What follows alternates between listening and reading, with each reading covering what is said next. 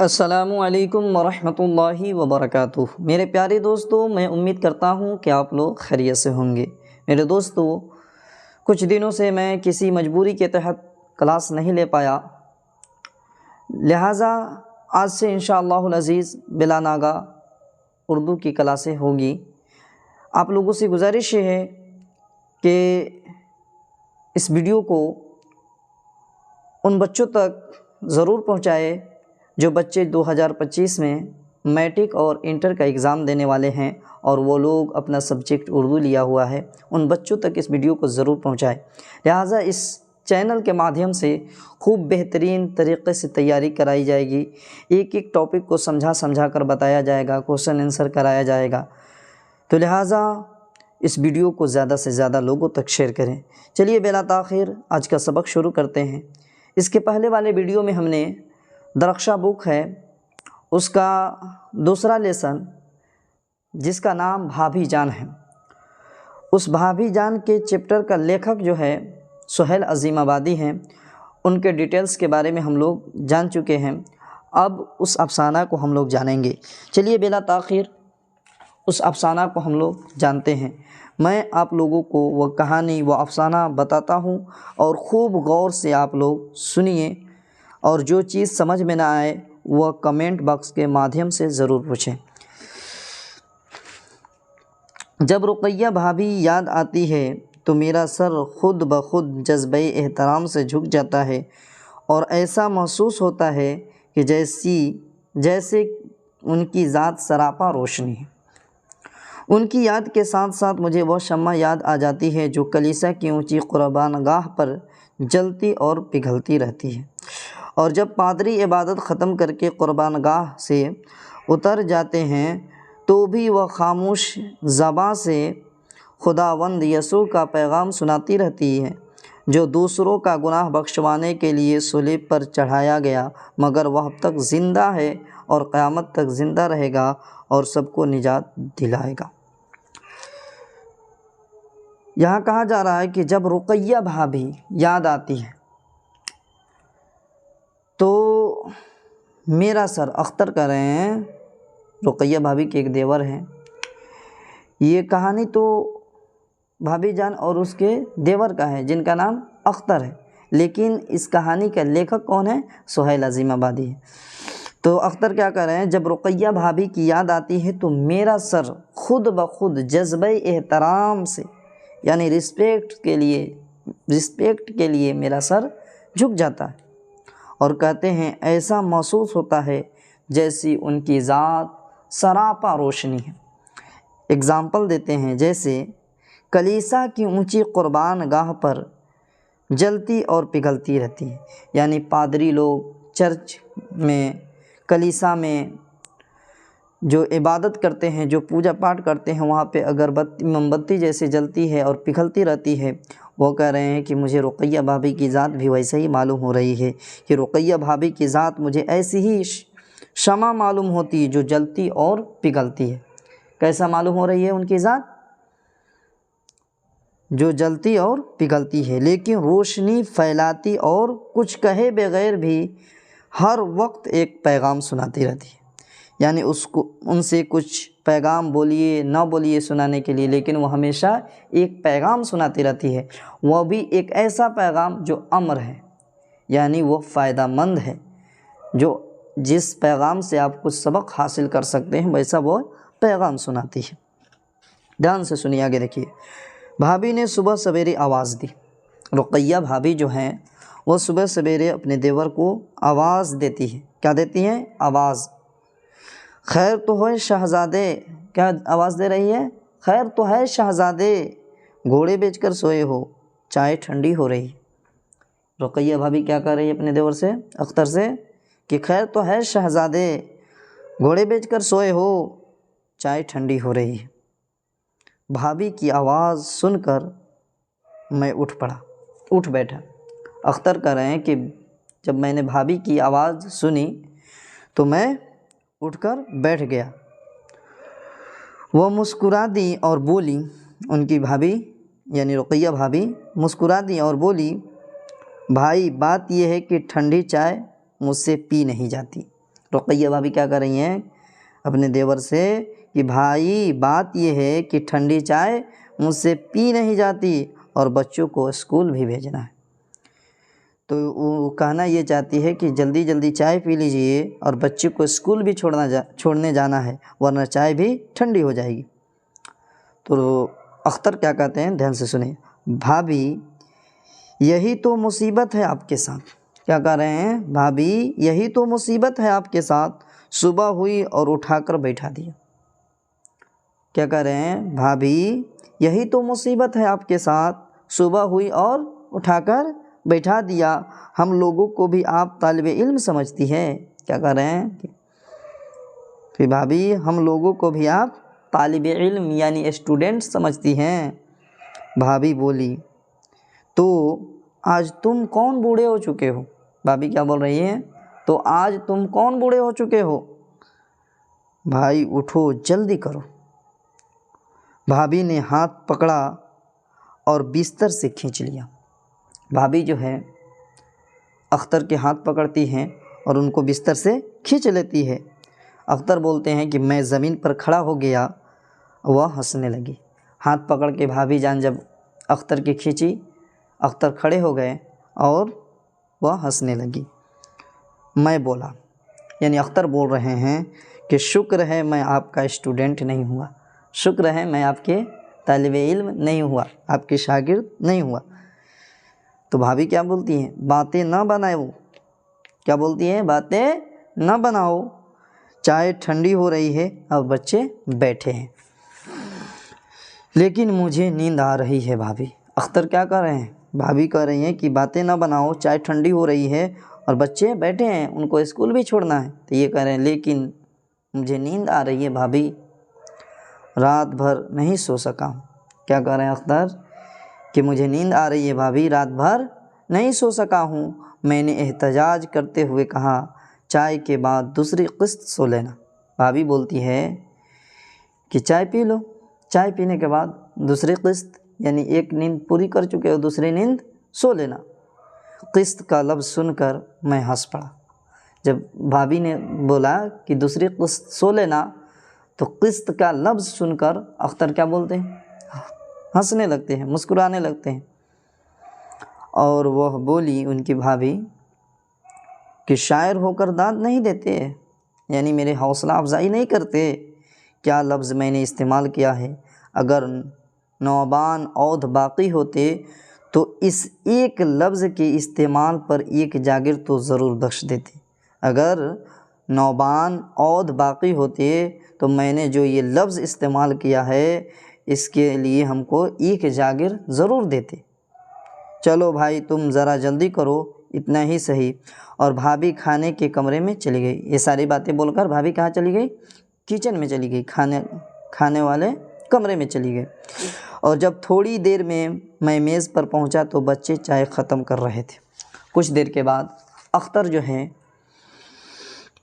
میز پر پہنچتے ہیں تو کیا دیکھتے ہیں کہ بچے چائے ختم کر رہے ہیں، اور ان کی ایک چھوٹی بھتیجی ہوتی ہے جس کا نام ریحانہ ہے۔ کیا نام ہے، ریحانہ۔ ننھی ریحانہ بولی چچا جان ہم لوگ چائے ختم کر چکے ہیں۔ کیا بول رہی ہے کہ چچا جان ہم لوگ چائے ختم کر چکے ہیں، اب ہماری جھوٹی چائے پیجیے، چھوٹی چائے پیجیے، یعنی میں نے جو چائے تھا وہ پی لیا ہے، تھوڑا سا نہیں بچ جاتا ہے۔ تو وہی ریحانہ بول رہی ہے کہ چچا جان اب میری چھوٹی چائے پیجیے۔ اسکول کی لاری نے ہارن بجایا اور بچیاں تالی بجاتے ہوئی باہر چل دیں۔ یعنی جب اسکول کی گاڑی آئی اور اسکول کی گاڑی نے ہارن بجایا تو بچیاں اپنے گھروں سے نکلی اور باہر چل دیں۔ بھابھی نے چائے ڈال کر میری طرف بڑھایا اور بولی، بھابھی جو ہیں اختر کو چائے دیتی ہیں، ان کے آگے بڑھاتی ہے اور بولتی ہے اگر تم جوان اتنے دیر تک سوتے رہو گے تو کیا کرو گے؟ بھابھی کیا بولتی ہے کہ اگر تم جوان اتنی دیر تک سوتے رہو گے تو کیا کرو گے؟ اختر کیا کہہ رہے ہیں، دھیان سے سنیے گا، شعر کہوں گا اور کیا کروں گا۔ کیا بول رہے ہیں اختر کہ شعر کہوں گا اور کیا کروں گا، اور کچھ نہیں۔ بھابھی منع خیز انداز سے مسکرائی، यानी भाभी ऐसे मुस्कुराई जिससे कुछ माने ज़ाहिर हो रहे थे। अख्तर बोल रहे हैं, मैं कुछ छिप सा गया, भाभी की मुस्कुराहट बहुत दूर तक इशारे कर रही थी। भाभी की मुस्कुराहट बहुत दूर तक इशारा कर रही थी। फिर वह आहिस्ता से बोली, तुम्हारे भाईजान ठीक 4 बजे उठ बैठते थे। अख्तर से बता रही हैं अपने शौहर के बारे में कि तुम्हारे भाईजान ठीक 4 बजे उठ बैठते थे। 4 बजे बोरे में उठ जाते थे वो, और चाय पीकर काम शुरू कर देते थे। 4 बजे उठकर चाय पीते थे और चाय पीकर काम शुरू कर देते थे।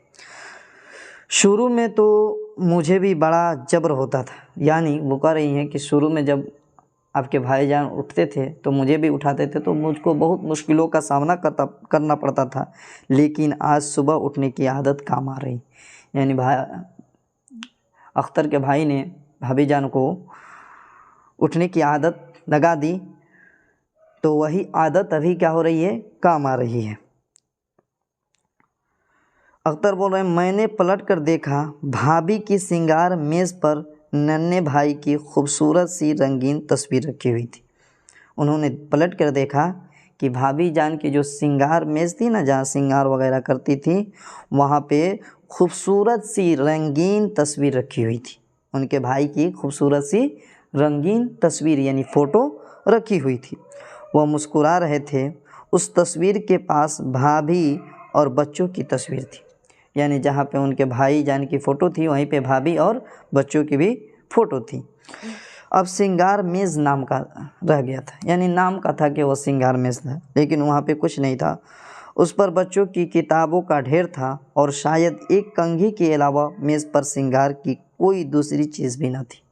यानी उस श्रृंगार मेज़ पर सिर्फ़ और सिर्फ कंघी थी और बच्चों की किताबें थी, उसके अलावा उस श्रृंगार मेज़ पे कुछ नहीं थी।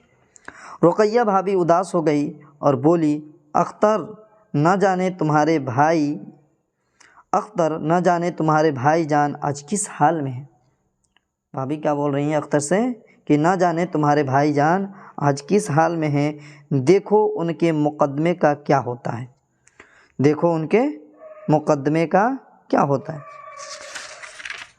1000 मील की दूरी पर मैं उनकी कोई काम भी नहीं आ सकती, यानी हम लोगों से वो हज़ारों मील दूर पे हैं, हम लोग इतने दूर से उनका कुछ हेल्प भी नहीं कर सकते हैं, उनकी कुछ मदद भी नहीं कर सकते हैं, ना उनके हम लोग कुछ काम आ सकते हैं। चंद ही दिनों में उनके मुकदमे का फ़ैसला होने वाला है, यानी कुछ दिनों के बाद जो है उनका जो भी मुकदमा है उसका फ़ैसला हो जाएगा। भाभी जो हमेशा फूल की तरह हंसने और बुलबुल की तरह चमकते रहने की आदत थी, बिल्कुल उदास और चुप थी। भाभी जो हमेशा फूल की तरह हंसते और बुलबुल की तरह चहकती थी, उस दिन वो क्या हो गई, उदास हो गई और चुप थी। लेकिन यकायक किसी की पाँव की चाप सुनाई दी, यानी किसी की कोई आता है तो पाँव की आवाज़ नहीं होता है, तो वैसे ही कोई आया तो उसकी पाँव की आवाज़ सुनाई दी।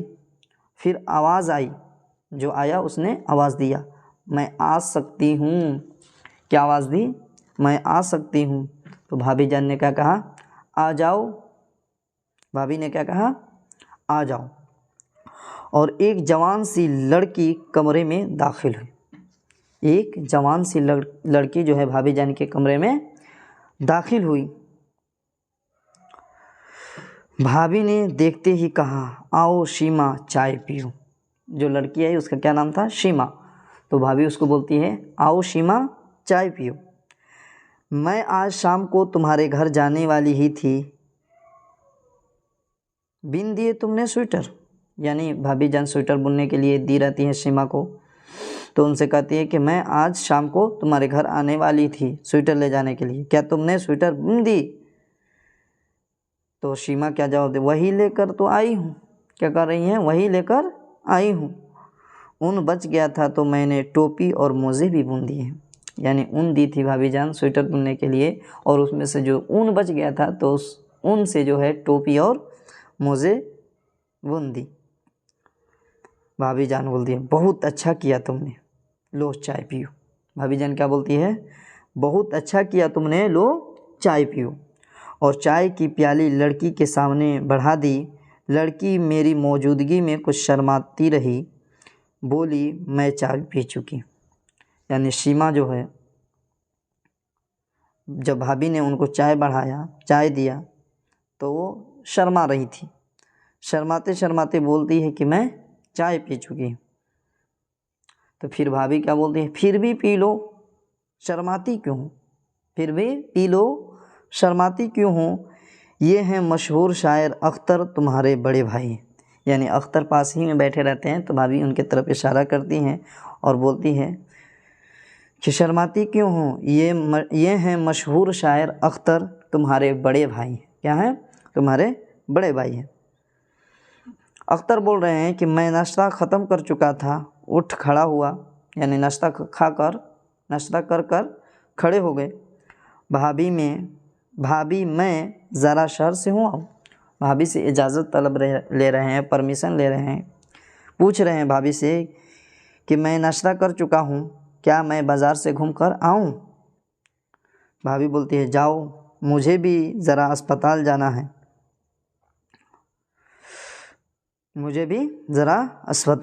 ہے، چلو شیما تم بھی ساتھ چلو۔ بھابھی سیما سے بھی بولتی ہے کہ شیما مجھ کو اسپتال جانا ہے اور تم بھی میرے ساتھ چلو۔ اختر بول رہے ہیں میں نے کمرے کی کھڑکی سے بھابھی کو بنگلے کے احاطے سے باہر جاتے دیکھا۔ ان کے ہاتھ میں دودھ کی بوتل تھی۔ بھابھی جان کے ہاتھ میں کیا تھی؟